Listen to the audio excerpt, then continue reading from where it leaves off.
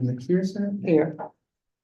Commissioner Sakos is absent. So the first order of business is, I'll make the motion to adjust the. oh yeah, you wanna do that now? Yeah, sure. Okay, sure. I am gonna make a motion to adjust our agenda. We are gonna be moving the public comment and commissioners' time up above executive session. Can I get a second on that motion? I'll do a second. I make a second. Mary second. Mary seconded, all those in favor? Aye. So moved. So the agenda has been adjusted, just to be clear, to make sure everybody heard, the agenda has been adjusted, public comment and commissioners' time will be moved up above executive session, as we will be going into executive session if we don't want to hold anybody and have them waiting for us to come back. So the first order of business is the approval of the July 22nd, 2024 minutes. Are there any questions? I'll make that motion. Commissioner Smith makes a motion, I second it. Commissioner Decker seconds. All those in favor? Any opposed? The motion carries. The third thing on the agenda, the third item, is the approval of accounts payable for July 2024. Are there any questions?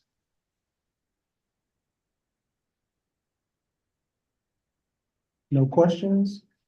May I have a motion? I make the motion. Commissioner Decker makes the motion. Is there a second? I'll second it. Seconded by Commissioner Wolf. All those in favor? Aye. Any opposed? The motion carries unanimously. Next item is the executive director's report, and I will be brief. But one thing I'm very excited about that, and I want to thank our staff who did a great job coordinating and completing the repairs, who repaired the sidewalk outside, which has been an eyesore for a couple of years, probably before I got here, but they actually were able to do it themselves and did it at a reasonable price. And it's no longer a tripping hazard. So I just wanted to announce that. Very happy about that. We have a resident meeting scheduled for September 3rd.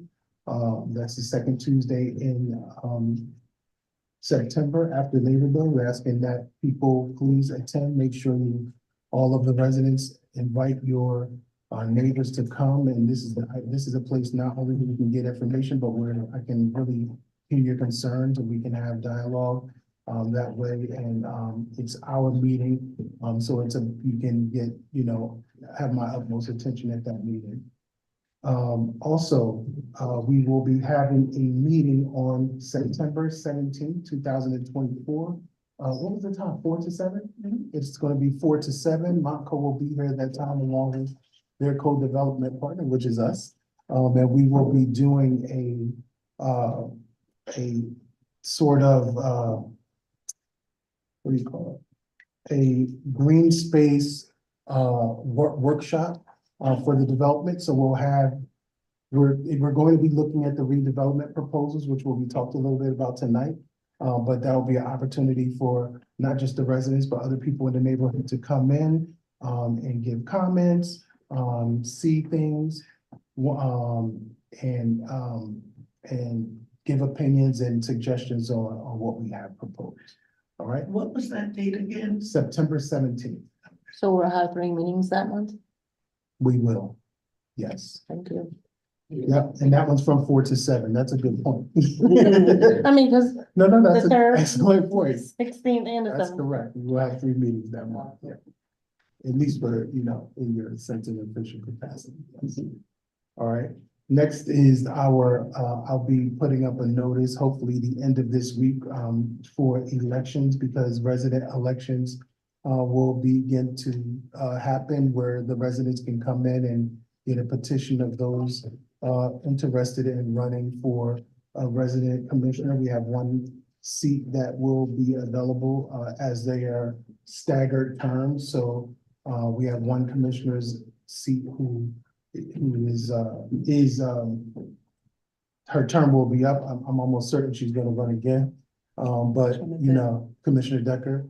However, there are other residents at that time. That is your opportunity if you're interested to get on the ballot for that position. All right, so look for that notice. It will go out. The actual election is not until December, but the advertisement for the elections will go out. And for those who are not familiar, you have to get a petition. You have to make sure that you're least compliant. You have to get a certain number of signatures to be put on the ballot. And then there's other rules and things you'll find out about if you're interested in signing on for that. And that is, well, I'll say one more thing. It's probably somebody may have this concern, so I'll just bring it up. I do hear that our elevators are working, but one is squeaking very badly. We were supposed to get rollers for it. The elevator has not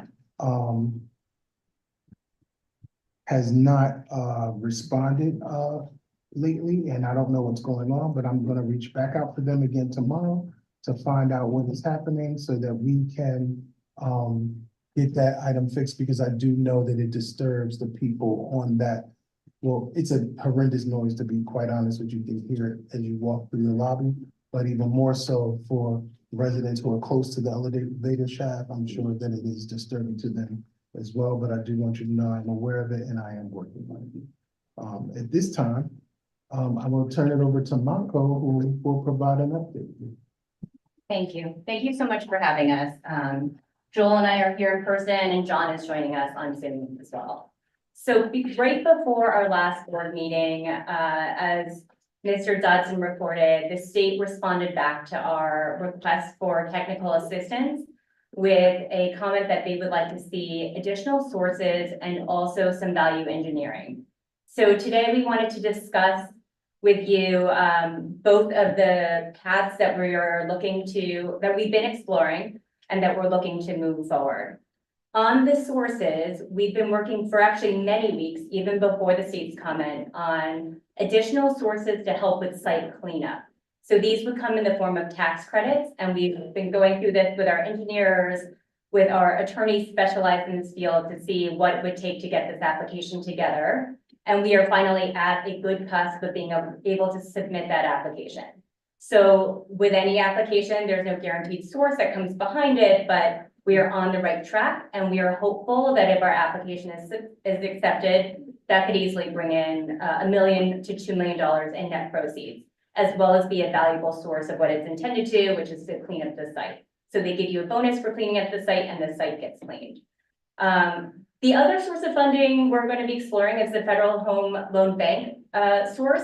That's for affordable housing projects. The application period is not open right now, but we are planning to submit on that and hopeful that that can also bring in a seven-figure, like $1 million into the project. So these are extremely valuable, extremely high valued sources of funding. They're both very competitive, but both we believe are tangible to be like considering as part of our capital stack. There are various smaller sources of funding. Another source of funding that is in discussion is actually any of our Empire State Development sources, which are tied to commercial components. So one thing we're not here to discuss necessarily with you right now, but something just to note for you all, unless you'd like to discuss and like voice any objections, is in our original Site B project, we had this space right here allocated for potential commercial space. This is the original, like what you guys have online and what you all have seen before. There are no changes on this document. So this space, we're going to maybe assume that this space in all iterations stays at between 2,800 and 3,000 square feet for now, and that it is used as a commercial space. So that could be, for example, a food market. That could be any other uses that y'all would like. But the consideration that will come before you at some point is whether instead of earmarking that as commercial space, you would rather have that be, for example, 2 to 3 additional housing units on the ground floor. So that's something we'll leave to you. In the meantime, we're going to continue exploring this as commercial space. And in the process, also look to secure funding for the commercial space build out. So please just let us know if we're on the wrong track. But again, we're not looking for the need for any approvals, just, you know, discussion is always welcome at every juncture. But we'll go down that path. So that's really for sources of funding, and we do plan to memorialize those, to move those forward with the state.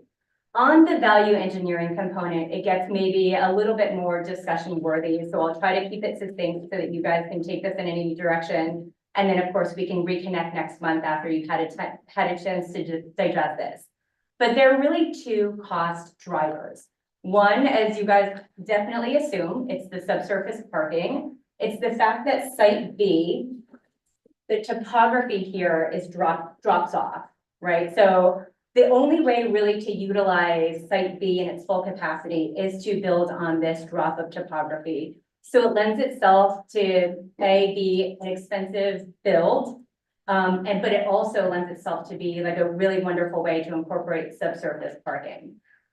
We're not spending a lot of time on this discussion because the only alternative to not go into this dip of topography would be to not utilize Site B to its full potential, which means your build would be on Site A. It would be a redesign, but on Site A, and then that would also mean that you have parking across what we now have envisioned as green space. So again, we'll leave that to you guys, but we think we have overwhelmingly embraced the idea of hiding the parking and overwhelmingly embraced the idea of the green space. Even our people who objections to the design itself are fully embracing this green space, which we think is so valuable at this juncture. So we'll let the board let us know if that's also the wrong course, but at the moment, we don't really want to sacrifice the topography, like cost leader of like Site B. The other option we have is, despite the fact that all the buildings together are really only around 5+ stories, like the average of all the stories, right? It goes between 5 and 7 stories. The average is like 5.8 stories. But anything over 5 stories, which you'll notice all the buildings have one component over 5 stories, drives the construction build to be steel frame and concrete. So your structural components have to be steel and then filled in with concrete for walls, floors, other structural elements. And compared to a wood frame build, it is costly in terms of both the materials and also the actual expertise and labor that's required for both capacities. So wood frame is the most commonly used. I'll say it's probably always used in 5 stories and below. So despite the fact that we're like averaging 5.8 stories, 100% of the project is at steel and concrete right now. And the one very, I want to say easy, but easy is obviously a relative term, not the term I would prefer to use. But one easy way to address that is if we drop the height cap to 5 stories. And that would allow us to go into the wood frame build. That projects at a cost savings of 10%. And that's obviously, that's a industry projection. It's not based on your actual subs here and the local hirings and requirements of the hirings, but it could drop our costs from the state's perspective 10%. So it's a pretty valuable reduction in the cost. What that means for this project is that for Site B, we would lose 28 units. And again, that's also a projection. Obviously, we up our 1 bedrooms, decrease our 3 bedrooms, you know, there's a lot of variation in that, but assuming the same proportions, it's a reduction of 28 units on Site B. The other result of that is because if that were to happen, sorry, this is where I say it's complicated, but it's worth the discussion here. If we were to drop the heights in Site B, our unit count turns into about 110. 110 units, I know we've discussed before. If we take the existing cap contracts, because we want to ensure all the residents have a relocation, ability to relocate into the new building. If we bring all 100 residents over to the new building, we don't have enough rental revenue to support the building, which means that we actually have to add on another building. And A1 is the only other building that's not in the footprint of either Bliss or Columbia. It's actually right adjacent to Columbia Apartments.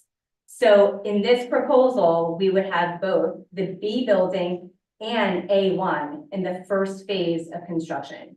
And both would have staggering heights. This A1 would be dropped to 5 stories from 6, and just B1 would be dropped to 5 stories, and I think B2 stays at 4 stories if I'm correct. A1's drop would be an impact of sorry, of 12 units. I know you all, that's a lot to digest.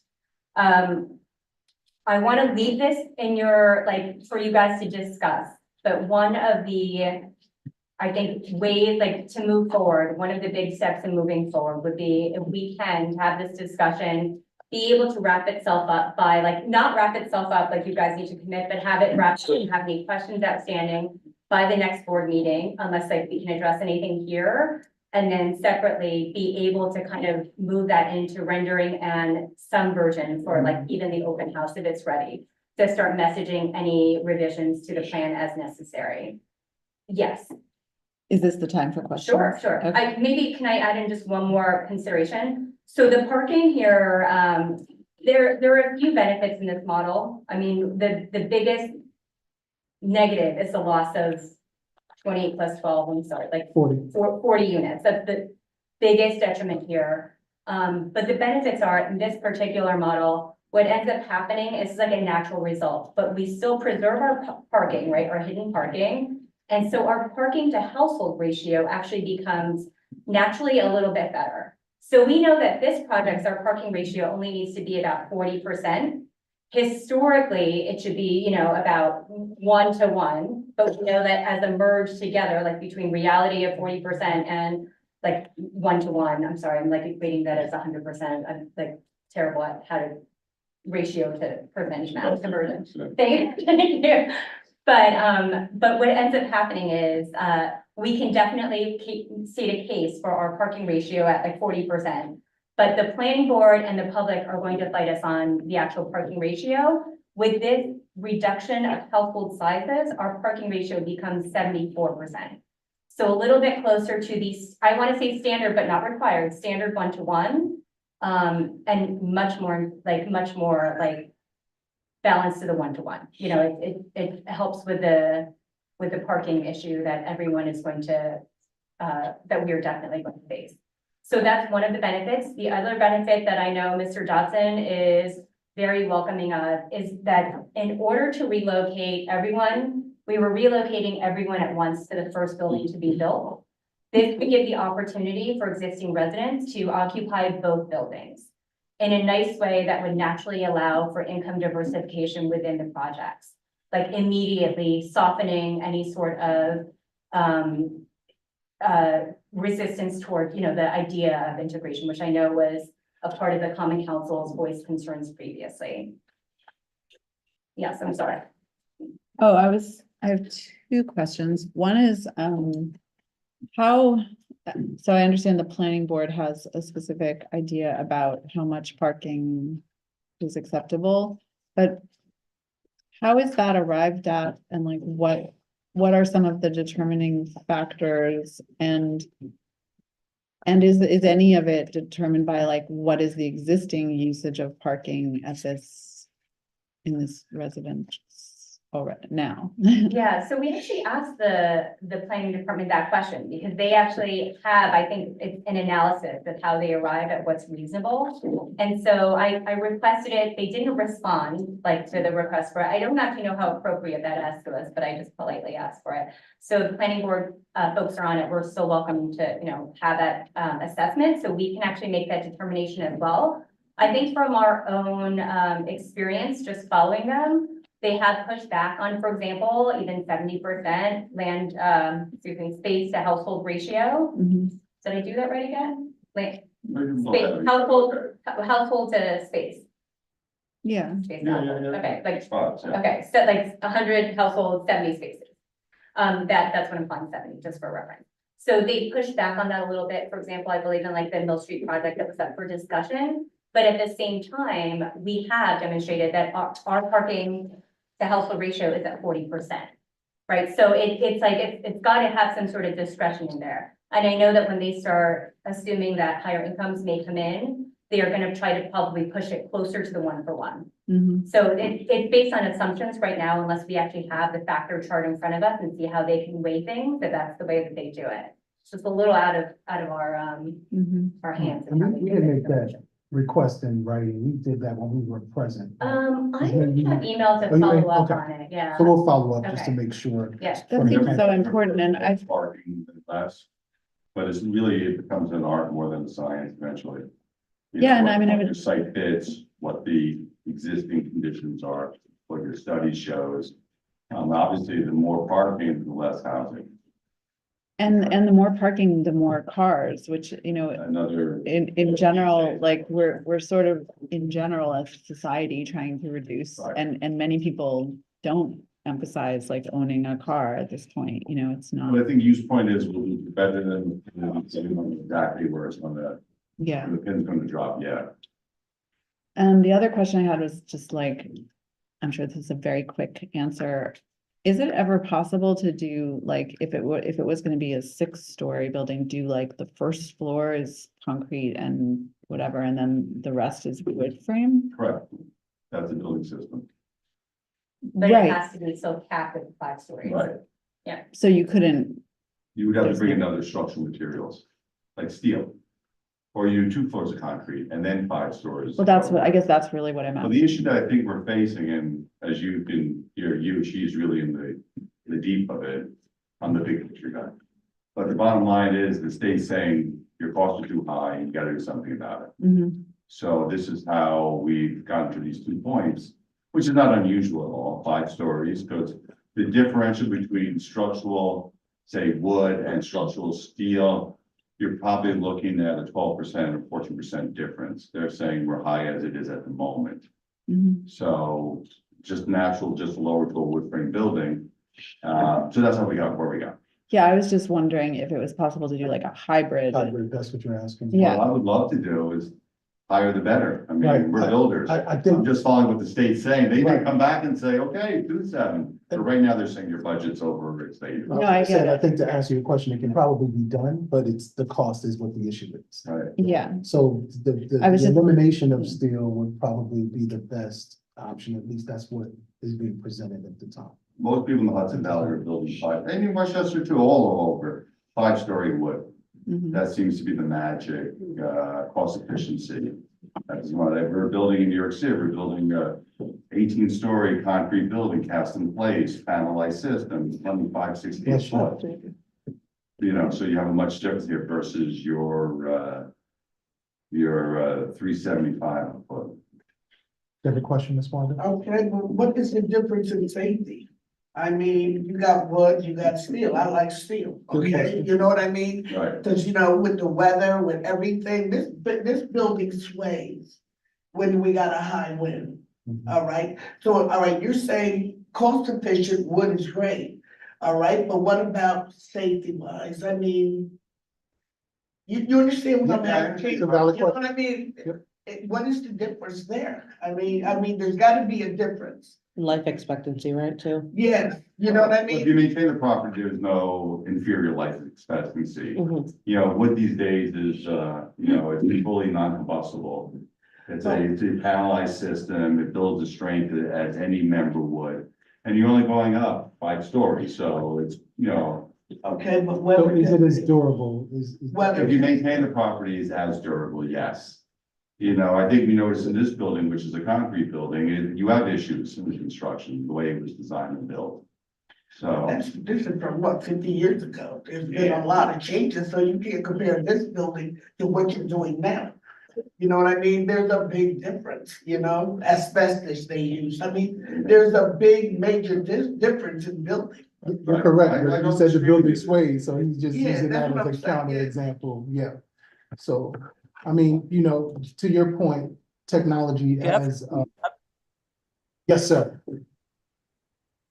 Is that Joel? You'd like Jeff, to can you say? hear me? Sorry, Yeah, Go- could I? yes, you Yeah, can, thank you. Can you hear me? we can. Okay, thanks, Jeff. Good evening, everybody. Good evening, John.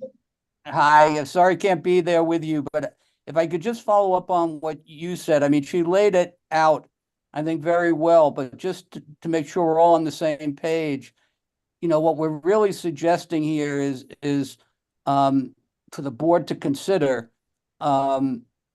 is instead of just building on site B, okay, and building hundred and 38 units there, okay? Drop the height, okay? Okay, which, we've heard comments locally, some people think the buildings are too high. I don't think we do. Okay, but obviously there's some concern about that.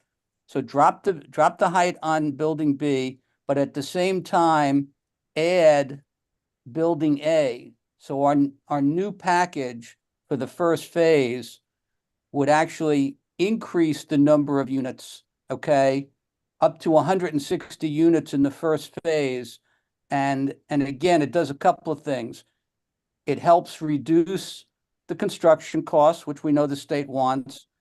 It helps deconcentrate poverty, which I think we all want because you can spread some of the lower income households between two buildings as opposed to having all of the lowest income households in one building. Okay, and it helps us with the parking. So we think that there's, at least I think that that's a significant package of benefits. In the long run, it'll reduce the total number of units. Again, we were thinking about 300 units for the whole site. So we know that we'd reduce, that down to at least 260, which is still, a pretty significant number. But that reduction in units, again, gets us three things. It gets us a lower construction cost, it gets us a better parking ratio, and it gets us a better deconcentration of the lower income household. So again, this is a policy decision.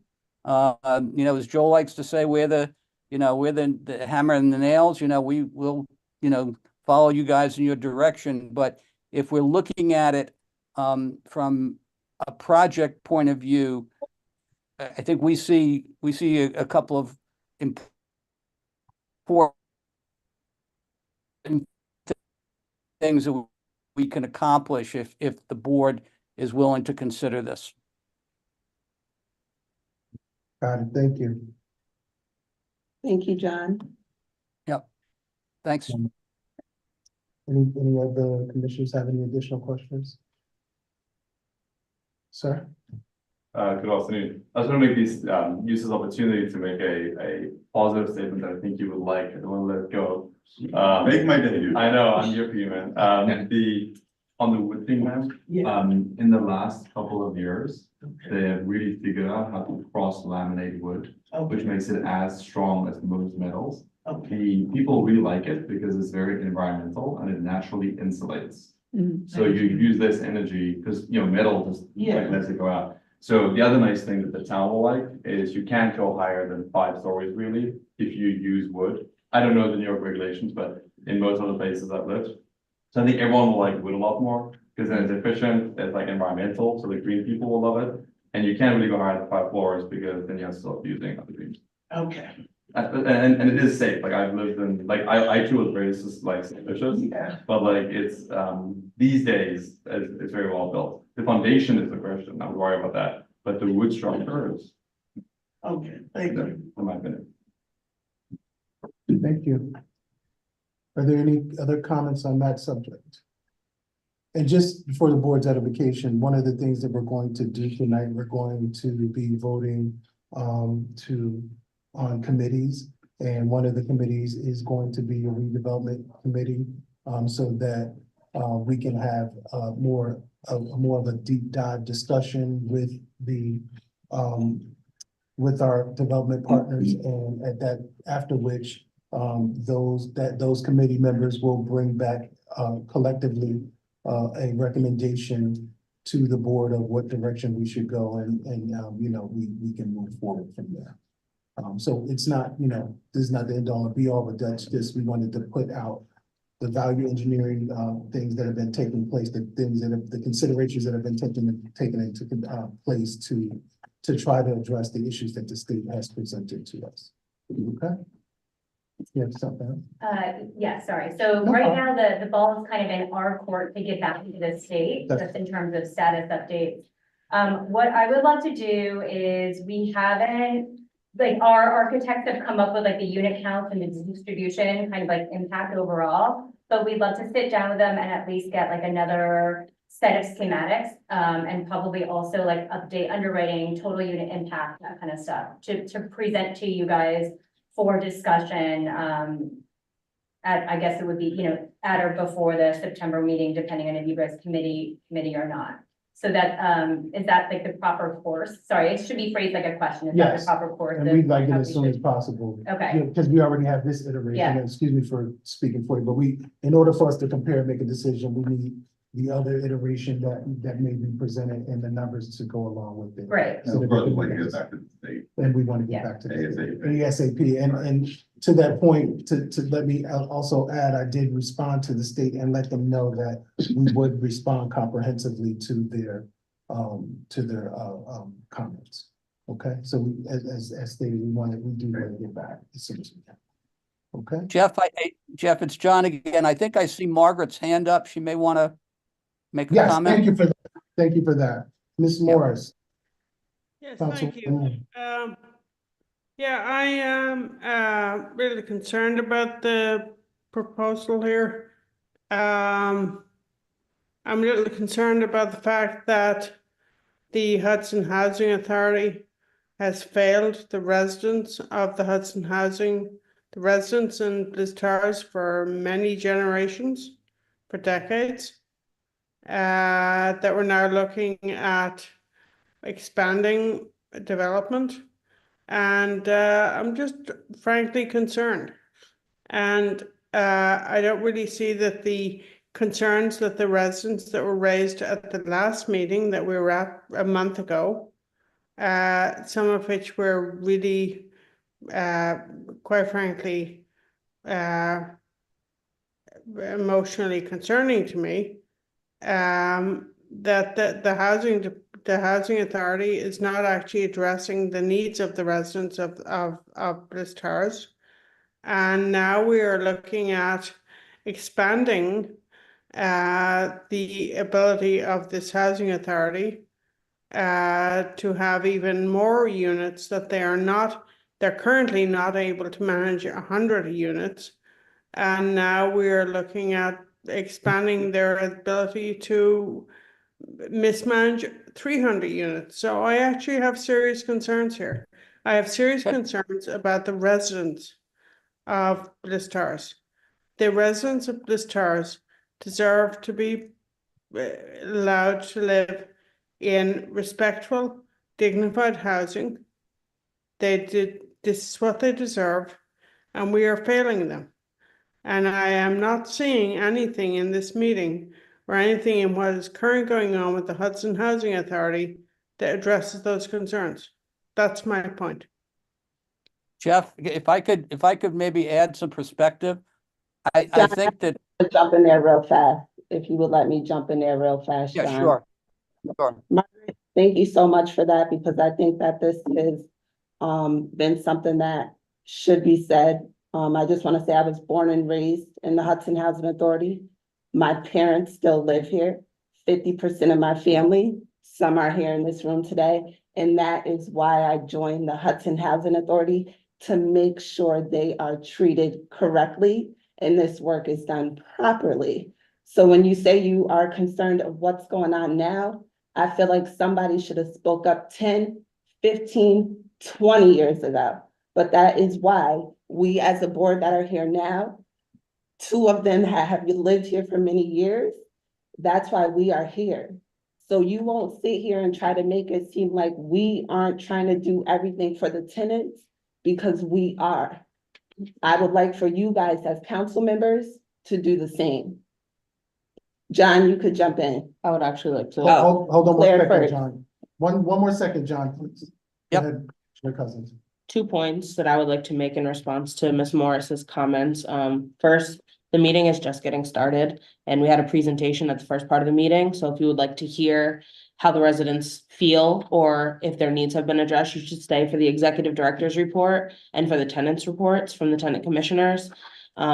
Second point is, as Vonda stated, this board is made up of community members, people who have served in local government, people who have lived in this property, who have had family in this property. I think that this is probably the most reflective board of the tenants of Bliss Towers that you've seen in quite some time. If you're concerned about the mismanagement of the building, waiting for a monthly meeting to get updates on things that you're concerned about is probably not the best avenue. Tenants sit outside on a regular basis. If you take a walk from your ward over to the second ward and have a conversation, you might get some insight. And lastly, I would just like to say this is an open meeting. And if you would like to come and join this meeting and meet some of the tenants that are sitting in this room and hear what their actual concerns are and what Mr. Dodson has done to address their concerns, you might get some accurate feedback. A meeting is not where you get to get the resolution to problems that are brought forth to the board, because we have an executive director that handles things in-house and in his office. Thank you. All right, and John, before you speak, and I'm not sure if you completely understood the presentation or heard it properly, but the presentation, and I see you, Mr. Kopnick, you will be able to go after Mr. John from Monco. But the presentation just given wasn't to expand, it was actually to reduce. So that we could reduce the number of units as well as reduce costs, thereby giving 3 benefits, which were parking, adequate parking ratio, a deconcentration of poverty, and the preservation of green space. So wasn't sure if you heard that, but I wanted to reiterate it for you. But we are working in a positive direction and also listening to the feedback that we're getting as well from the city as well as the state. John, go ahead. Thanks, Jeff. Yeah, Margaret, I just wanted to sort of put this in perspective, if I can. Housing authorities all across the country are struggling with the same issue. The funding programs that originally allowed housing authorities to build their current housing, 40 years later, are not working. The whole point of what the housing authority's been doing and planning and looking into funding is not only to provide better physical housing for their residents, but to restructure the financing so that the projects can work in the future. The housing authority has very limited federal resources now. By refinancing it, that all gets restructured. So there's going to be enough money to not only build the new housing, which I haven't heard any of the residents say they don't want better housing and new housing, but also to put the housing authority in a position where they can operate these buildings going forward.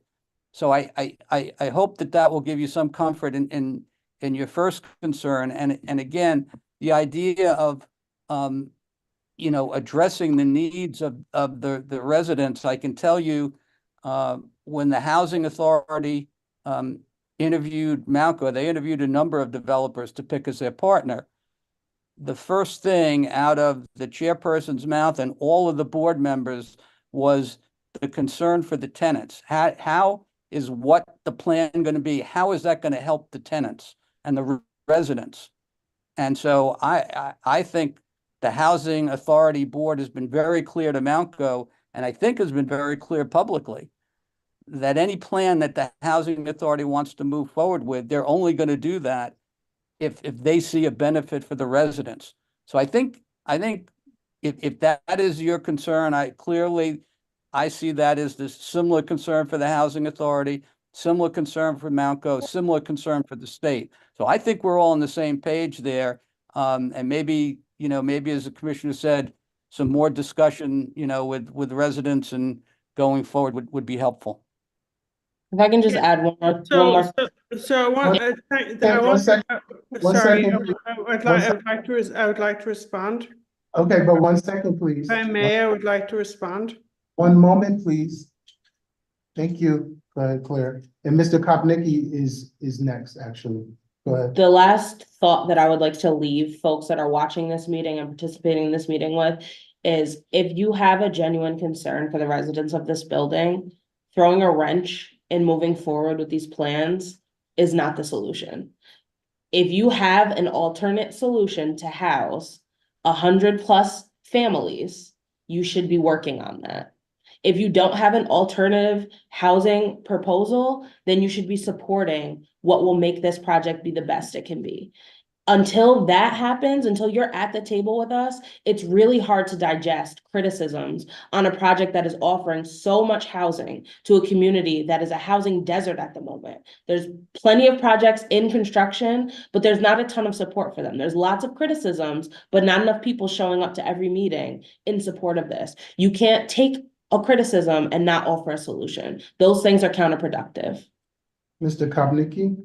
Yes, I have a question, but since Ms. Morris was wanting to respond to remarks that were made, I would like to yield to her and let her go first and then ask my question. Thank you. Thank you. Ms. Yes, Morris? quite frankly, I lost my thought. Because we had a response from Manco. And honestly, to be honest, I just lost my thought here. Well, you can, if it comes back to you, you're more than Excuse me, welcome. sorry, sir. I said, if it comes back to you, you're more than welcome to. Yeah, but no, I'm sorry, I would like to go back to the Mountco person who had been responding about what all we needed to be doing. To John, yes, go ahead. Yeah, John? what was your chief issue here? Because because I was unable to respond to your comment, and I would like to respond to your comment. So you want him to Cut to the chase on the essence of your comment. Sure. I was trying to respond to what I thought your concern was that the housing authority wasn't operating their existing project well, and so you had concerns about how they would operate the future project, which may have more units. Okay, and good, yeah. Okay, my response to that was that the housing authority, like many housing authorities across the country, are saddled with the existing financing programs that ran these programs, okay, and that got them built and that provide subsidy going forward. Unfortunately, the subsidy going forward over the last 20 years for all housing authorities, okay, hasn't been sufficient as these buildings got older and needed more work. So part of this plan is to not only build new housing, but to restructure the finances so that going forward, there will be money to operate and do all the things that we need to do. It's a legitimate concern that you have to make sure that we not only build the housing, but make sure that it's operated going forward. My point was that the housing authority right now is saddled with the financing they have. We need to get them more financing. Okay, thank you very much for that summary, because yes, I do want to respond to that. Can you all hear me? Yes. Yeah, so the Hudson Housing Authority, quite frankly, has failed the low income people in Hudson for 2-3 decades. Bliss Towers is a disaster. The Hudson Housing Authority is a failed agency. So we are now being asked to look at developing a much larger project. A good 30, well, I'm going to say 40% of it, because 100 units would be the low income, 300 would be in higher income levels. We're being asked to put together a project that would provide funding to allow the Hudson Housing Authority to be solvent, because they're currently not solvent, and they are incompetent, and they have failed the people of Bliss Towers. They have failed the low-income people in this city for decades. And so why exactly are we going down this path? That's the question that I have to ask. Where are you sending them, Margaret? Where would you like these families to go? I'm sorry, excuse me, who is speaking? Claire, this is Claire. I'm asking, where would you like these families to go if you don't believe that the housing authority should be? I'm sorry, Claire, what are you saying? Where would you like to see these families rehoused if the housing authority should no longer? I would like to see a project that looks at demolishing Bliss Towers and build, before the Bliss Towers is demolished, I would like to see a reconstruction of habitable, respectful housing where people can live with dignity, who currently live in Bliss Towers, who do not currently live in Bliss Towers, so they can be relocated to respectful housing where they can live with dignity. That's what I would like to see, Claire. Approve of our project, because that's exactly what we're aiming to do. And the only promise of these folks being rehoused permanently and being given the promise of housing is to do it through the housing authority, because they're federally protected houses. To take that out of the vision. Claire, you and I do not disagree on this. What we disagree on is the fact that in order to move the 110 odd units in Bliss Towers to have coming up with an alternate situation, which I am absolutely 110% in favor of, is that now the Hudson Housing Authority wants to also build 200 units additional, because not for people in the Section 8 level, but higher level income, so that they can get enough money to fund their agency. This is not about helping the poor, Claire. This is It about absolutely is. This idea. Hudson Housing Authority. The idea for expanding this property came from our chairperson, who stated multiple times that her family has lived here. And we are people that get calls on a constant basis as just community members with some sort of seat of power. I would assume you'd get these calls too as an older person looking for housing. Where can I find an apartment? I'm about to lose my apartment. They just raised my rent. I have nowhere to go. Do you not get those calls as an elected official? There is no place to send people. This project is meeting both of those needs. Yes, it is helping the housing authority create more of an income, but it's also addressing a housing crisis that the mayor cannot address by himself.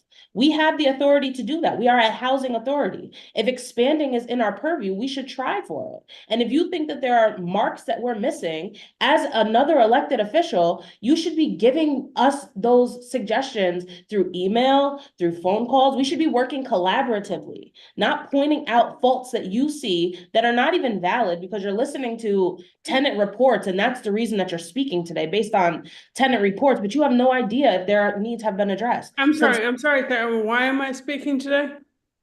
You stated that your cause for concern was based on resident comments in the last meeting that were very emotional for you. That is what you said.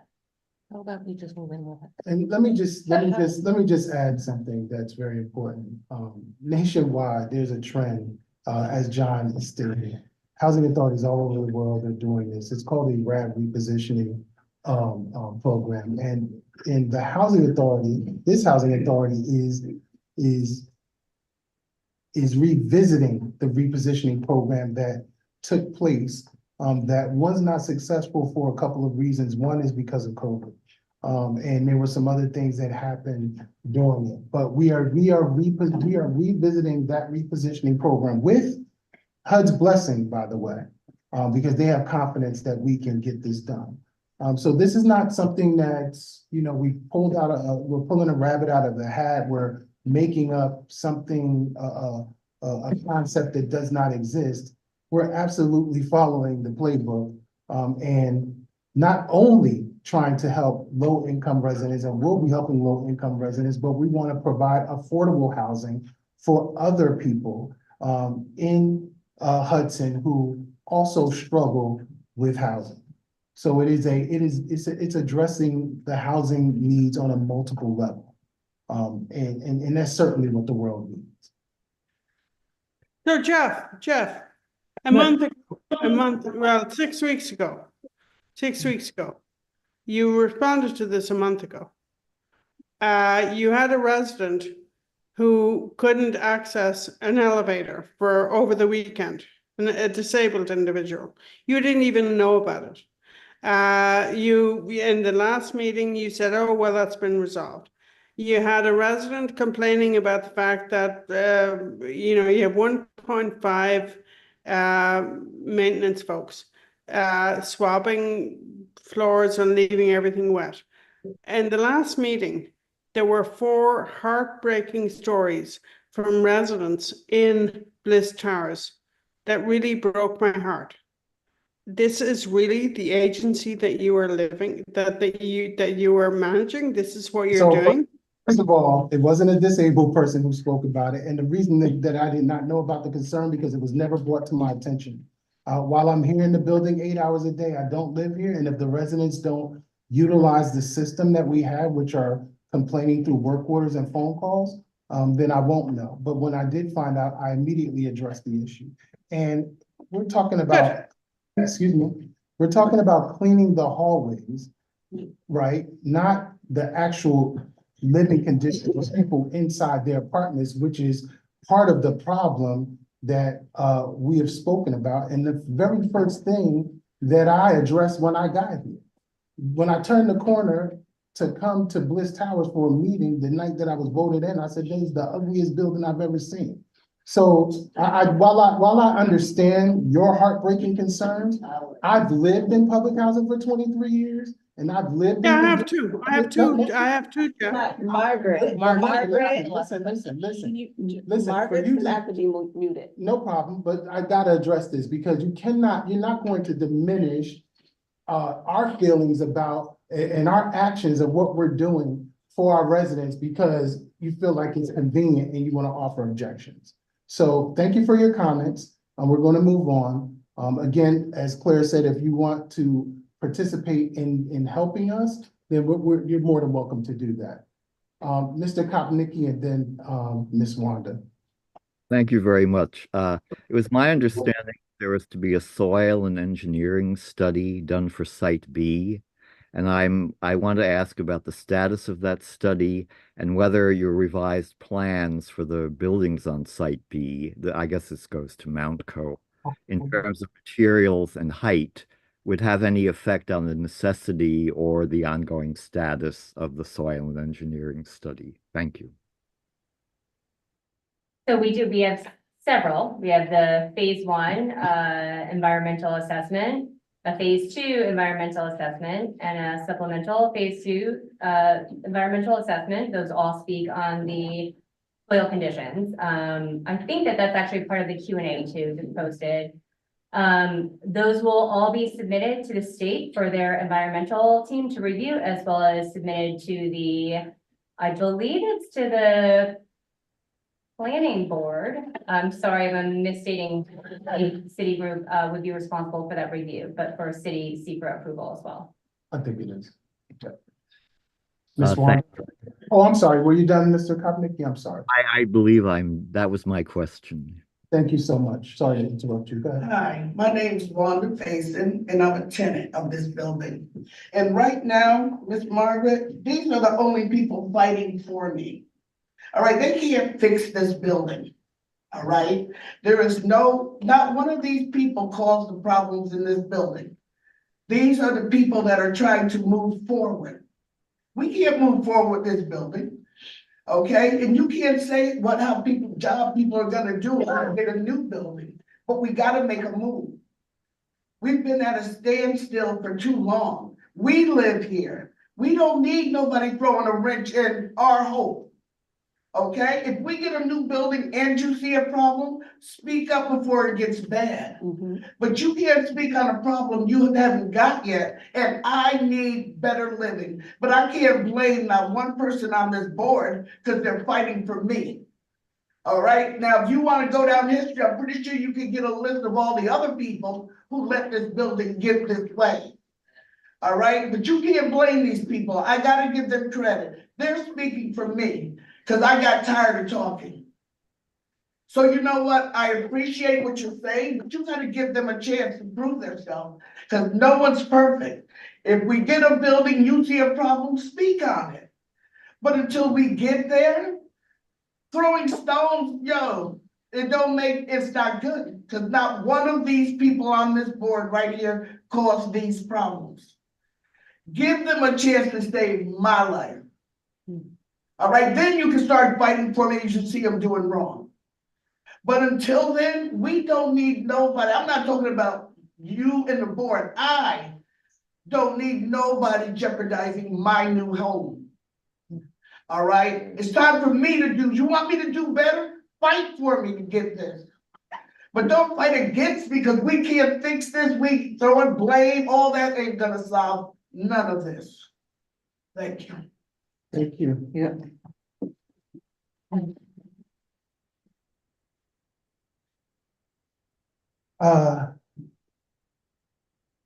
With all that, I think that was a robust discussion. You have something? I do follow up on this debate, but this is the moment. Yeah, Is that it? yes, you said you want to follow up on this thread, if this is the moment? Sure. I mean, if you're gonna- Sharing the meeting. Yeah. Well, first of all, thank you so much for sharing that.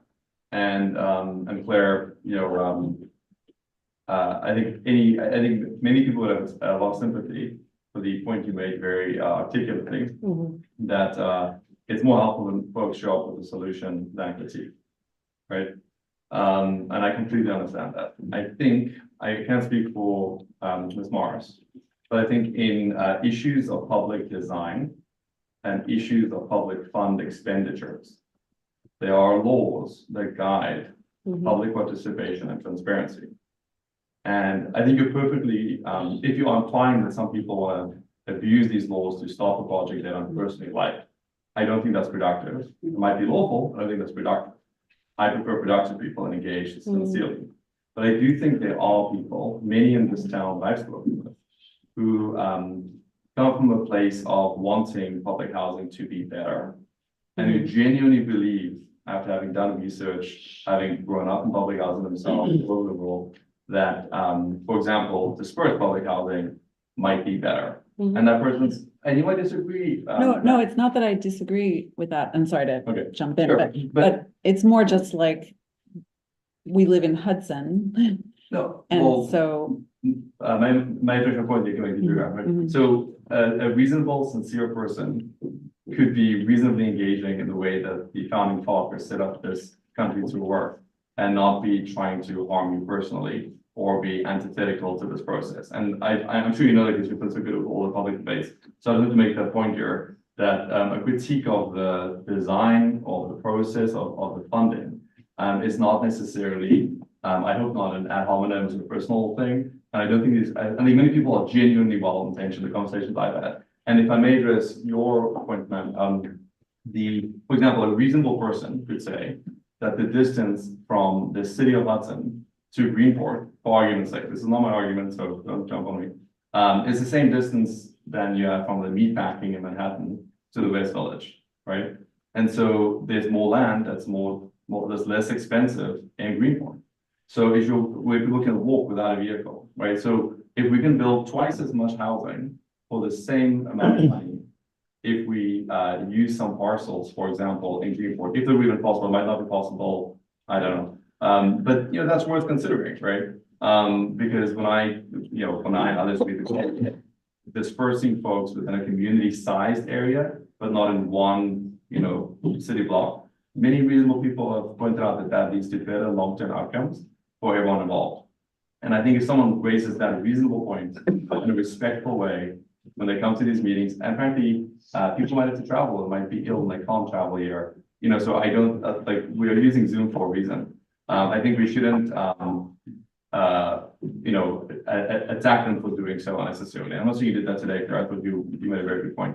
But I just want to make the point that this is public money, it's not private money, right? And so for example, the decisions we made today will impact our kids' kids and their tax liabilities, right? And as you pointed out, you were super right, Mr. Dalton, that there's a national housing crisis, and a big part of it comes down to taxes and affordability and folks encumbering municipalities with loans that the tax base cannot support. And so a reasonable person can raise all these points. So that's not what we're doing. Sorry? No, that's not what we're doing, number one. We're not, the city's not paying for this project at all. No, That's number one. The state, the city, but for example, on that, I've tried to email with you for 6 months to. And I still haven't gotten an email from you, but hear me. No, out. I sent You you can talk to me, like 12. and I've never gotten an email from you. You can talk to me after the meeting, but let me, if you like. I've done it in 3 previous meetings. Listen to what I'm saying, please. Your critique just now clear, while given respectfully, is contradictory to the extent that why does this side of the team have to play fair and the other side of the team doesn't? So How does let the me other team finish, not play let me fair? finish, How did that sound? let me finish. I didn't interrupt you. Well, we'll try. Try to finish. I would like to see the point. That's an example right there. What, of asking you to? That is an example. Why don't you be Again, quiet? I listened to everybody's talk Yep. and we addressed their concerns. And so we've had people come on the meeting quite nastily, to be quite honest, right? And made presentations, cut people off and have said things that were inappropriate and point fingers. But when we point out those things, it's not appropriate for us to do that because it's public funding. That's what I mean when I say it's the people on this side can play one way, but we can't. If you're gonna present something, present it respectfully and do it with it. We can all agree to disagree. And the truth is, in any negotiations or any type of meetings, everybody's not gonna be happy. But the bottom line is we're doing what is best with what we have and what's in our capability. I don't own, the housing authority does not own the rest of Hudson.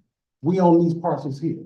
This is what we had a declaration of trust on. This is what HUD has given us to use. And we're gonna utilize the underutilized property to access money that is available to us and that has been allocated to us.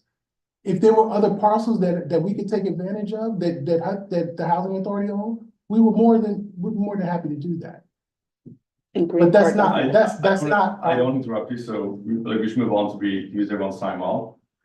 Maybe later, if we can engage in dialogue, we could love and able to. I didn't follow your argument, but I'm sure it's sound. I would love for us to have more time to understand it better. But I was looking for evidence of someone not playing by the rules. Who has been unlawful here? We're not talking about somebody being unlawful. You pointed out that it was not polite, basically, that Claire made a statement. No, I And again, specifically said it was polite. no, but you also said it's not, you're not engaging people and it's nothing wrong with, people speaking their minds and saying what they want to say.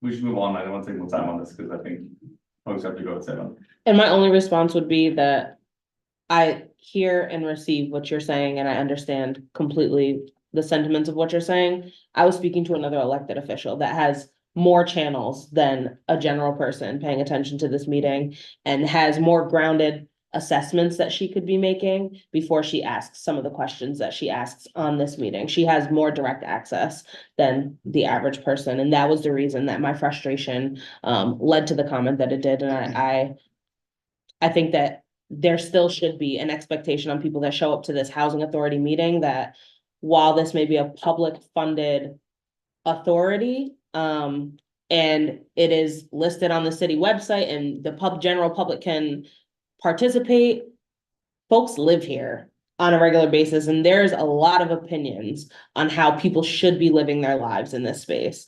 And there's a lot of opportunities for people to engage outside of these meetings and show up and support these people and help these folks, and those opportunities are not taken. And I'm saying that as an elected official, I'm saying that as a community advocate, as a executive director of a nonprofit that serves the same population of people, and as a board member. I engage with this population of people on multiple levels, every way that I can to help meet needs. And anybody that you speak to can say that. There's no excuse for some of our elected officials to come to this meeting to ask the things that they're asking with no grounded assessment. There's opportunity for her to have a conversation with Mr. Dotson. Even me, I'm the counterpart in the first ward as a supervisor. She can have a conversation with me and get whatever information she would like. So that. I just want to positively affirm the first point you made, which is there is a legal distinction and a practical distinction between elected officials dialoguing in their structured meetings and members of the public coming to these meetings. Correct. So that's a very clear point, very well made, very well reasoned. Thank you. We should move on, but I'm sure I can make an example of how some folks, I'm not saying Margaret, should feel like that didn't happen, but let's move on. As I said, you were very. May I speak? May I speak?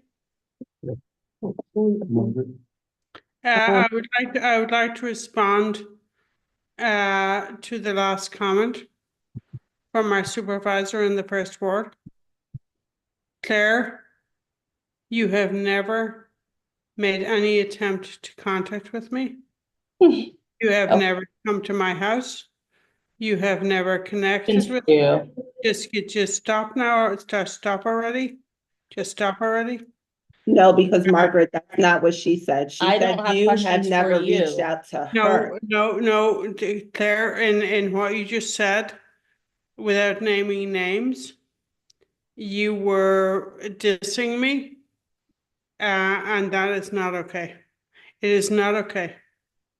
I was responding to the comment that was made about my comment in regard to your comment, which means that it was about your comments. And I needed to make clear that there is a channel for you to reach out if you have specific questions, which you had, about this specific project, which you had, which is in regard to the housing authority, that you could, if you had those questions, you have a direct channel and access to every person on this board as an elected official. That was my comment.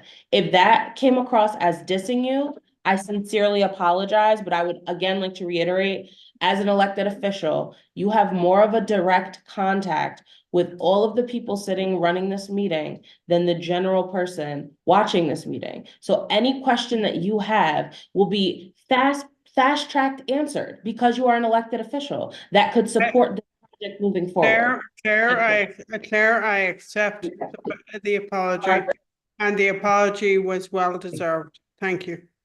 Thank you, Margaret. Okay. Can I just? Good night, thank you. Can I just ask Hugo a question? Up until City Hall meeting, have you ever thought about coming to our meetings?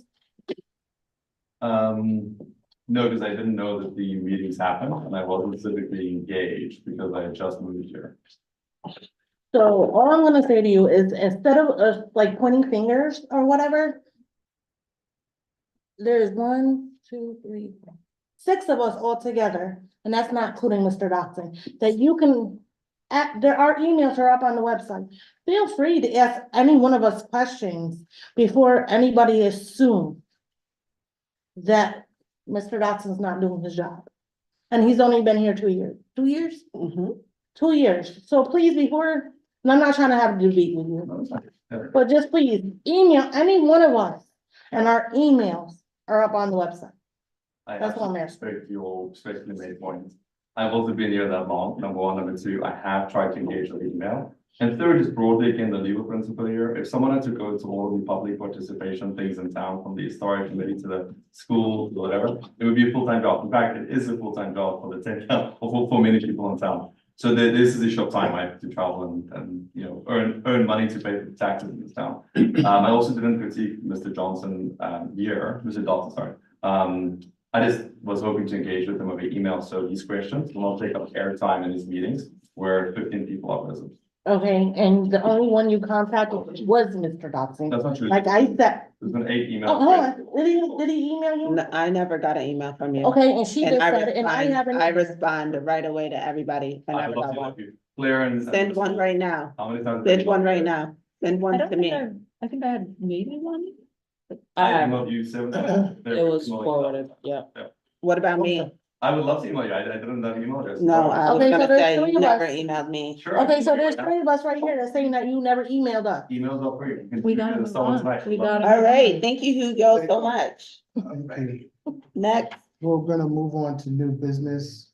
And this should not take long to formalize, this is a, Sir, I did sign up. I'm sorry. No, I signed up because I had a question, but I'm just gonna save my couple of questions for September 3rd. Okay. The building ain't gonna fall down by, well, God, please.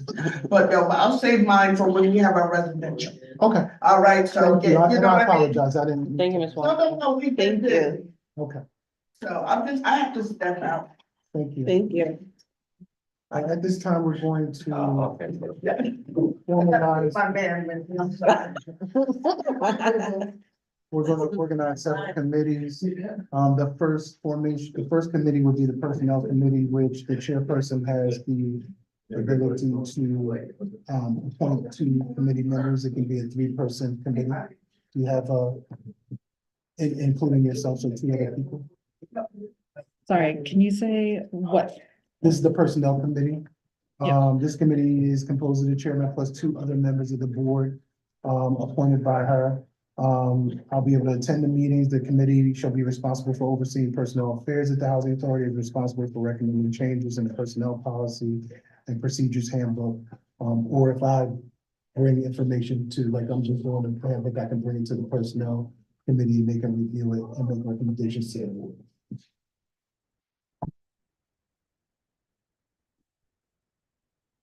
Is that not a committee you want to fulfill at this time? So how many committees are we each going? There's four committees and an ad hoc, well, there's an ad hoc committee as well, but what's on the agenda is the personnel committee, bylaws committee, finance and nominating and redevelopment committee. And while all of those are important, I'd say one of the most important ones would be the redevelopment committee, which is the ad hoc committee. I just took the time to Okay, formally, since we were doing the other ones, we would do this as well. so are we choosing right now? What committees? Yeah, that's what we like to do.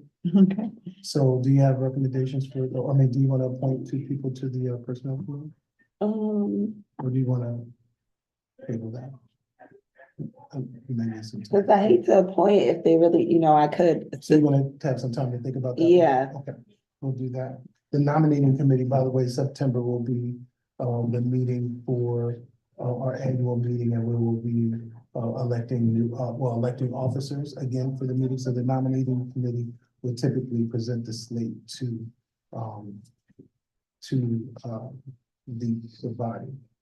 We've done it without it before, but if this is a committee, we can use that in attending. That way, people can express their interest, the recommendations can be made, we can go through. If you guys want other folks to participate, this is the thing that residents can do, or just you guys? Oh, no, this is for the board and this is for the board. Oh, yes. Yes. So I'm saying, I can happy to help along with. Oh, no, yeah, thank you for that, but this is the board. Yeah. Thank you. For the nominating committee, Claire, you usually, always work with that side, so do you want to do that? So Claire was gonna chair you're recommending that Claire chair the committee? Mm-hmm. And we need two other people. It can never be more than three people on Right. any committee. Because it would be a quorum. I'm just gonna say, put me wherever you want me. But I want to be on the redevelopment committee. I know that for sure. And then I figured maybe you'd be on the finance because you're already the Oh, because treasurer. I'm so good at that. Okay. But sure. I did. Yeah. All right, so, how do you feel, Mary and Deb? Is there a About committee that you're committee. interested in? Is there anyone that sticks out to you? Nominating committee, bylaws committee, finance committee, personnel committee, or the redevelopment committee? By law committee, I beg your pardon? By law? law, yes, Okay. Bylaw committee? yes.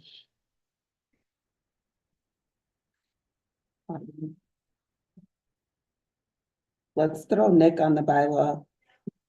Okay, Deb, Nick, who's gonna be the chair? Claire, you wanna do that one? You wanna chair that one? Bylaw? See how Nick feels first. Okay, all right, fair enough. And then these can always be rearranged though, right? Well, not necessarily, so Okay. let's do this.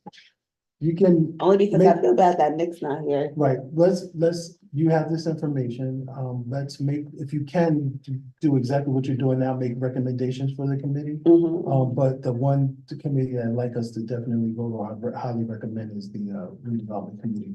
Because Okay. there's information that happen, or things that happen in between, and we need to get some type of feedback on how the board is feeling, and also that same committee will be making recommendations to the board.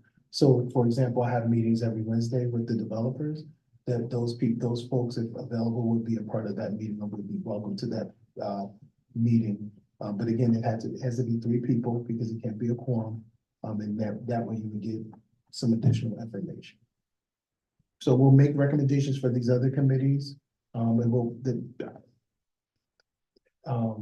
make recommendations for those other committees, and then we'll vote and carry them forward to formalize them, so we won't have a nominating committee for September. We'll do as we've been doing, but these really should be formalized so that we can operate properly going forward. I'd like to be on development. You would?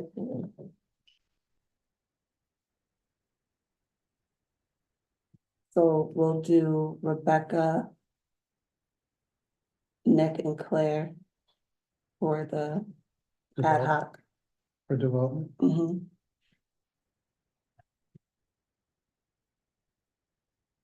When you're not able to be on Wednesday, Claire, just let me know, cause I'll go on. Okay. I was I'll gonna go say, in your- we can have an alternate. Okay. That makes sense. Mhm. So, can I have a motion to nominate the redevelopment committee, and who will be the chair?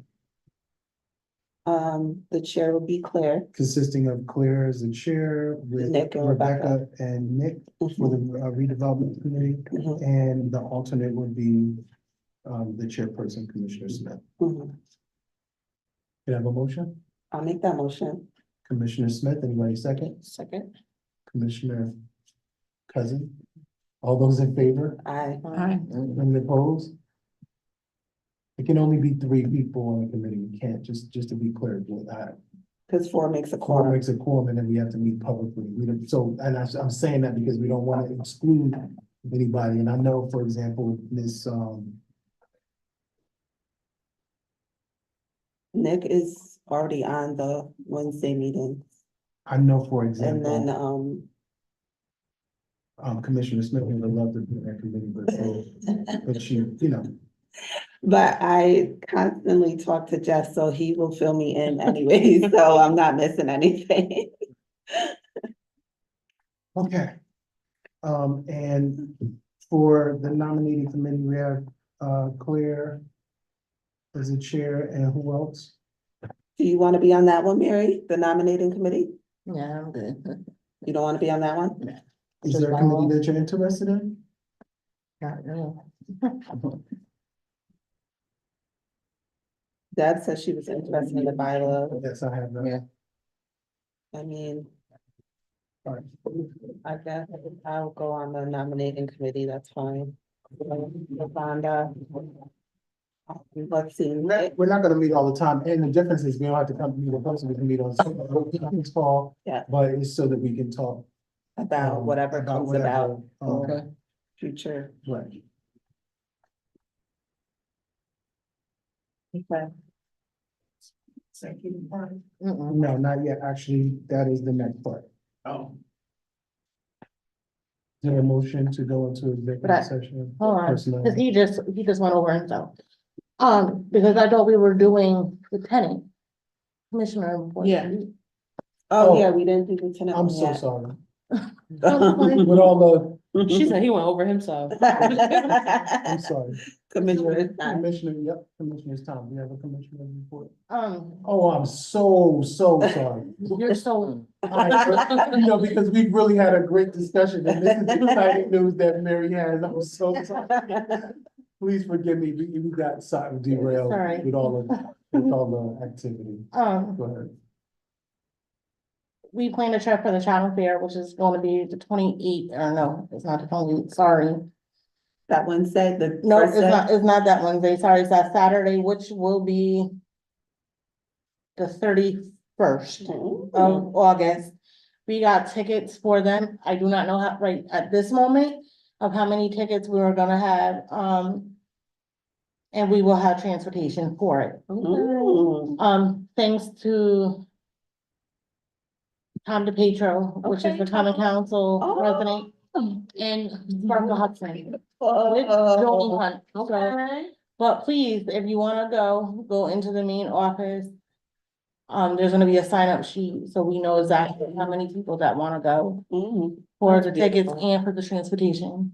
That is fun. Yes, that sounds So like a that's one good of time. many. So as she said. I wanna go, give me a So ticket, she Mary. said it was exciting news, so let me just refine it a little bit. Mary's worked hard on this, and what's happened is I've been in contact with Sparkle Hudson, and, sent them emails on behalf of Mary. And what's happened is that we've given them a number of tickets that we wanted to acquire, so they're working on that, and those tickets hopefully will be free. In addition to transportation, that we propose 2 pickup times, and 2 drop-off times, so that they're going to come to Bliss we have two dates. We have the 31st that is proposed, so it's not solidified yet, but this is what we're working on. The 31st of August and Labor Day is the rain date.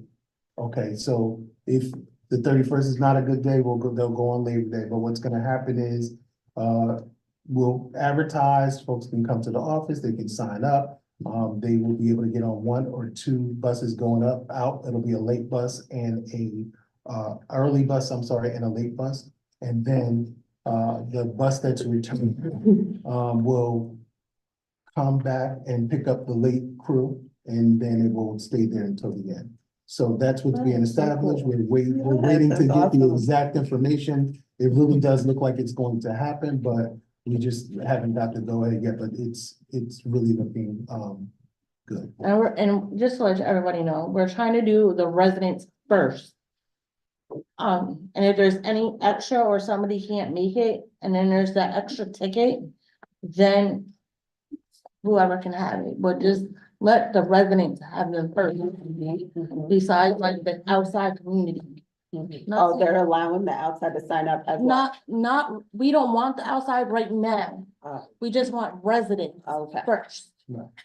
And then if, like I said, if anything is left over, Mhm. then. the outside. Okay. So we're excited about that. and, That sounds you know, fun. hopefully folks will have a good time. I'm going on the first day. Ms. McPherson, do you have anything to offer at this time? Oh, no, Okay. but I'm not gonna be here the 31st. Oh, you're not? No, Oh, you're gonna miss a good trip. I'm going with my aunt. Oh. Up. Yeah, they're having a cookout. Okay. I'm not gonna be here. All right. Well, thank you. And so may I have a motion to go into executive I session? make that motion. Commissioner Decker, Second. second by Commissioner Cousin. All those in favor say aye. Aye. So moved. We are now going into executive session. Mr. Thanks, Ms. Wanda. Yes, sir. Nobody Can you just announce what the subject of the executive session I'm is? sorry, we're going into executive session. Thank you, Mr. Schofield. We're going to an executive session for personnel matters, to discuss personnel matters. Thank you. Bye. That was actually me, Jeff. Oh, thank you, Demetria. Oh, I saw, you know what? I saw your name, but I saw Mr. Schofield come on the screen. Thank you for that. Thank you. Thank you. Everybody except for, Mr. Schofield.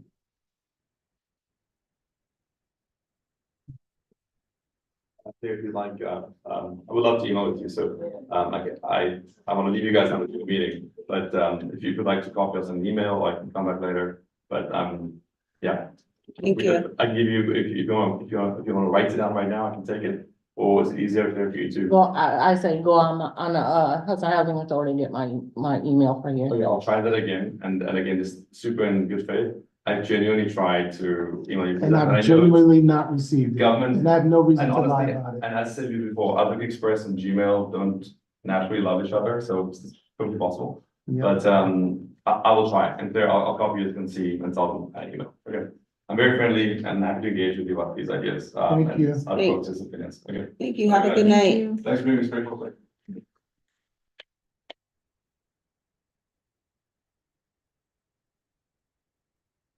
You close it. Close it. He's trying. Oh. That's all right. Thank you.